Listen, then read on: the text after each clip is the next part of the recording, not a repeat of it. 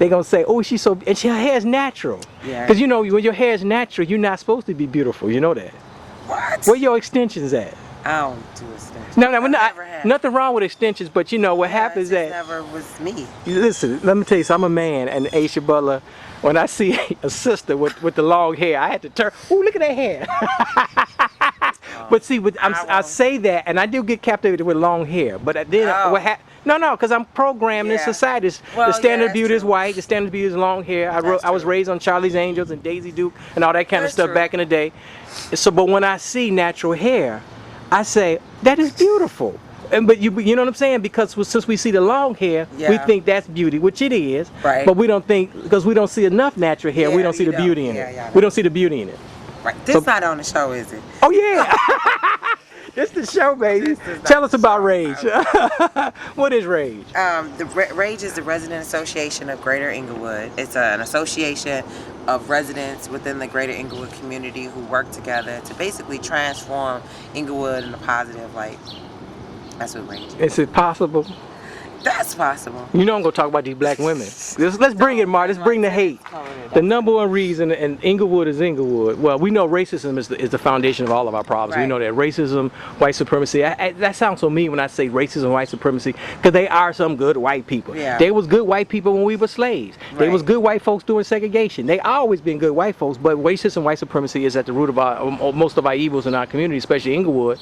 But we had these black women raising these young boys. Now here you go. Whether the mom was 15 or 45, how do we help that young mother, 15 or the grandmother 45, to raise these boys and her girls properly so we won't have crime in Englewood? Well, I think it's really not necessarily raising the women. I think it's getting back to the family structure. I think that's the problem. That's the missing piece. As long as we have, you know, single family homes, it's always going to be somewhat dysfunctional. I mean, most of us came from a single family home, but you know, that is really the root of the problem. Having these divided homes, no family unit, no values for education, value in materialism, a lot of consumerism. I mean, a lot of that is what the problems are within the community. I don't think it's just, you know, what can we do with that grandmother? I think it's like society in general. What do you do with that? No, let me get back. Let me bring it. What can we do? Because I used to go to public schools before they kicked me out, and you see the young lady. She's 15, she's 16, and she's pregnant. Right. And I'm mean to people, and I shouldn't be mean. I just try to bring it like the bad cop. And I say, listen here, baby, what preschool you gonna send your baby to? Yeah. What grammar school? That was a disconnect. What you gonna send them to Robeson or Lindblom? You know what I'm saying? Robeson or Lindblom. Nothing wrong with Robeson, but Lindblom's better than Robeson. So how do you get your baby to go to Lindblom 12 years from now, 13 years from now? Well, I think it doesn't, you know, it's a generational thing. I think it's a cycle that has to be rebroken within the whole entire process. I don't think it's just one specific, like the 14-year-old, what happened to, where's her mom? Where's her mom's mom? I think it goes back from generation to generation to know what was really instilled in you. When I think about how I was raised and how I'm raising my daughter, it is a direct reflection of my mother's values, my grandmother's values, my big mama's values. So something happened where that disconnect took place, where, you know, the values have been changed within our society and within our homes. But even in the midst of the hood, you look on the websites, they can tell you, what's the closest grammar school around here? Banneker. Banneker's over there behind Robeson, right? Right here. Yeah, behind Robeson, right? School. The thing about it is that even in Banneker, most of these schools, you got at least 1/3 of the students are doing quite well. Sometimes 50% of the students doing well. So even in the midst of the hood or the midst of hell, they are still good people that value education, value their children. But then you got the other half that can need a little help. Well, and I always say the problem is that they're unified within their ignorance, and we need to be unified within our righteousness. I mean, like you said, it's 50% of us who really do want a safe neighborhood and high quality education. But do we work together? No. A lot of times we just come in our homes, we do our kids' homework, and we don't connect with our neighbors within the community. So I think that's exactly what R.A.G.E is about, is connecting with neighbors. I should know people on Normal. I should know people on Low, Parnell. You know, it doesn't stop on my block, you know. Yeah, but the problem is you got pseudo bourgeois Negroes like me Yeah. who really don't want to know their neighbors, because every neighbor in the neighborhood, they got a Pookie and Ray Ray. Right. Well, that's, you know what I'm saying? Every family has that son, that uncle, I mean, that whatever, who's ghetto. And that's the problem. Yeah, no, I you know what I'm saying? I mean, Asia, we love Asia, but Yes. Asia may have, you know, her nephew is a criminal. That's why I don't want to know Asia, because I don't want to know her criminal nephew. That's what it's all about. No, but I think when we had this conversation yesterday. I was at a dinner yesterday, and we had the same exact conversation. When integration happened with us, that was probably the biggest problem within our culture. I mean, we are so hyper segregated now. Like you said, you know, we have the bourgeois individuals and we have the wealthy black individuals, and no one's connected to this underclass that really is the headache of our whole entire race. I mean, and even the bourgeois people are headaches as well, because they're not giving back and sharing what they've learned through their process with these underclass individuals. If they came back or stayed in the area, I'm not telling them they have to live in Englewood, but if I had 4 or 5 people like me on my block, I wouldn't have problems over here. But we leave, we go to the suburbs, we go to these, you know, other areas, and then we get upset that, you know, now that killing is spreading everywhere. It's not stopping just in Englewood, it's in Chatham. It's in Beverly. It's in Morgan Park. Well, in fact, even the poor. You know, first we had the middle-class blacks moved out of the city. Now we have poor families moving out of the city because they replacing some of the middle-class blocks they left 30 years ago. Exactly. So it's going to spread. But let me get back to on the block. Right. It's all social contagion. Right. Like you said, we have more people that all they know is hustling. Right. I got to get over. Right. They don't really see the man with the family. Right. Going to work every day, come home, they helping. See it on our block. Well, on your block. Yeah. But you know what I'm saying? But how do we? Enough of that. It's not enough. How do we show, especially our boys and girls, a man that, I mean, I don't care if he makes 20 grand a year. Right. He go to work every day. Right. He come home and take care of his kids. Right. It's so corny. It's so basic. Yeah. No, we just need more of that. We need more. I mean, you got to think about the dynamics of our neighborhood. A lot of times they're renters. A lot of times individuals are, you know, using Section A or whatever the case may be, and that sometimes cut the man out of the household in Chinna. Wait, they still do that? Well, a lot of times with government housing, you can't have a man. They still do that? Yeah, that's. Wait, in 2000, what is it now? 13, 12? Are you serious? Yeah, you cannot. Or I thought they played out. Or a felon. You can't have a felon on it either. And everybody got a felony. Exactly. And most likely it's your son or your uncle, whatever the case may be. Wow. But my thing is always like more homeowners, more people investing, more people who have value. You know, those folks need to be scattered throughout the neighborhoods and not, you know, in one particular area, and then you have an area like Englewood that none of those people exist, or if they do exist, they're not talking to each other. But it's people like me probably live here that I stay in the house. Right. You're not going. Only time you may see me when I go to work, and then people look at me like, "Here's Mr. Sims with a white shirt on. Right. He going to work." I look like a fish out of water. Because even in my neighborhood, I only live a few blocks from you, basically. Right. You don't see men going to work. Right.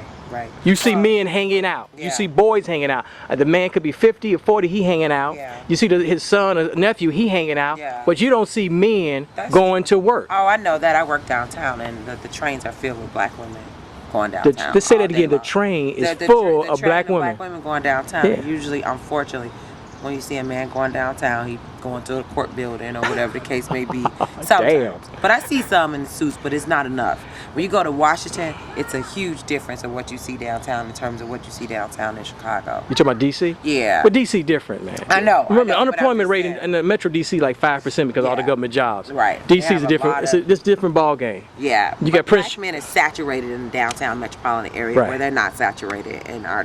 No, Chicago got a history of racism that's long. Segregated. Racism, the whole nine. But that goes back. Let me go back to that woman. You're the young woman who's 15 or the 45-year-old grandmother. You got the 5-year-old son. Right. How do we help her? Well, I think you just provide alternatives. And like you said, a lot of times folks don't even know another life outside of hustling, another life outside of government aid, another life outside of low-performing schools. We need to show alternatives and really saturate the area with those alternatives. So if it's opportunities for jobs, you know, if it's opportunities for, you know, education, Kennedy King, free GED classes. Like, everyone should know that, you know, so that you don't get caught up in this pipe. So I think, like, a lot of these organizations, you know, they kind of stay within their own realm and they don't really reach out. You know, we don't get flyers on our block about free GED classes, and Kennedy King's 2 blocks away from me. This whole block should be saturated with things like that. We should let me really get. Let me. I'm going to talk about Kennedy King first, since you mentioned, and also then the 500 organizations in Englewood. Remind me to get to that. Yes. I did an interview with this little cheap little camera I got 4 years ago with Deborah Craber. I think Deborah Craber is now in Metro DC. Yeah, she's in Metro. She's still at KKC. I thought she's moved or something. Nope, she's here. She might have moved and came back, but she's here. She back at Kennedy King? You sure? Oh, no, I believe you. I'm going to call her. I've just seen her Monday. I haven't interviewed her in 4 years. Oh, wow. When Kennedy King just moved into the new building. Right. But I don't have a connection with Kennedy King. Yeah. I live down the street from Chicago State. Most people don't. I don't have a connection with Chicago State. Right. The neighborhood schools, you know, I mean, because see, I'm kind of difficult, so people don't want it. And then other thing, people want to. I am difficult. I'm a Leo. I'm difficult. All right, I'm like the president. All right. But the point is that now the thing is that we're disconnected. How do we connect? I mean, even these bourgeois people. I tell folks, I'm not the nicest person in the world, but I tell folks, if you have email, I'm your friend. You have Facebook, I'm your friend. Right. But the problem is a lot of folks who need the help ain't got Facebook email. Right, exactly. I mean, in Englewood, I think I've mentioned this before, only about 30% of us have access to the internet. When I talk to students at Wentworth and I ask them, okay, could you guys email me? No, we don't have computers. You had a huge disadvantage. Yeah, but even but Comcast, I shouldn't name the cable service. If you depend on how you break down poor, they can give you internet service $10 a month. Right. So there's a lot of folks probably even know that you can get internet service if you're quote unquote low income. They probably don't even know that. And I've heard of some other ways that they were trying to really bridge the digital divide by having some free ways that people could connect. I don't know. I knew some people on another block who said they had a free connection, but I know we don't have it. So well, I'm going over to Kennedy King, and I'm going to try to. I've been saying I'm going to Chicago State because we have these great institutions. We do. But we're just not connected for a lot of different reasons. Sometimes it's personality. I don't like Mark. I don't like the way he talks. You also have to think about everybody has an agenda. And their agenda, of course, is to their students. You know, that's their focus. So I've met with the president. It's a new president there now. I've met with the community. Chicago State? No, at Kennedy King. Okay, cool. And it's clearly reinvention and really getting their students to graduate and to decrease the remedial classes that they have. That is their focus, and that's fine. You know, that's fine. But I do think you definitely need to have some community connection, because this is an institution that's sitting on the backs of our community, and we should have a better connection with them. Let's go to the 500 organizations with their agenda. When you told me, Ay-Sha Butler, there's 500 organizations in Englewood. At least. I say Greater Englewood. But are they all West great? Englewood and Englewood. Greater Englewood. Okay. They got to be big pimping. Come on, you don't get in trouble now. I'll say that they big pimp. Mark Sims say they big pimping. I won't say all of them are big pimping. I would not say that. Because there's a lot of charity but very little change. Yeah, it's a lot of charity but very little change. But one thing I've seen clearly is, and this is no knock to no organization, is people do have the passion and vision to do, to help the community, to help the youth. But organizational structure and management is missing. So you have all these individuals who are trying to do something really good. They got their 501c3, but the way they run their business is not effective, which makes what they do not that impactful. Okay, I understand that. I'm one of those people that don't run my business well, and I'm not impactful. I understand that, but it really comes down to your mission. Do the people actually understand what their mission is? A lot of times their mission is just to make some money. Or just to get famous. So But what is their mission? What I've noticed, just like with real estate people was buying, let's flip the houses, get a house, rehab it, flip it. Some black folks have said, you know what, now it's a grant game. We need to be flipping and getting these grants and flipping these grants. So they went that way and got away from the mission of why they really started whatever 501c3. It's very little individuals that I come in contact with who have a mindset like me, like a philanthropist. Like, I want to make money a for-profit way to support the nonprofit work that I do. I don't want to try to make money off the nonprofit work. Well, but I don't know. They don't get, it's a different kind of mindset. Because the organization, I met a few of them, and they don't like talking to me because I know what they're doing. They help a few poor black kids, and they get paid. I don't see how, my thing is, I don't understand how, if you're poor, why would you want a nonprofit company? That doesn't make sense. If you're below poverty rate, why would you invest in a nonprofit organization? You need to invest in a for-profit organization so that you create wealth, so that you can start a nonprofit.